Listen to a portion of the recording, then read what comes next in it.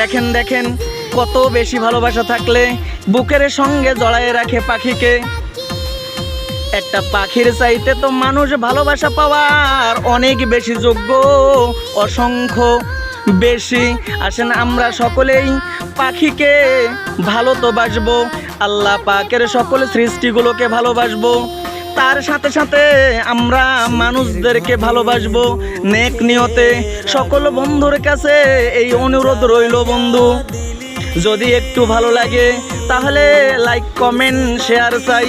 অন্য সকল বন্ধুরা দেখলে হয়তো বা জীবের প্রতি যদি মায়া চলে আসে, ওই নেক আপনার আমল নামায়ও যাইতে পারে।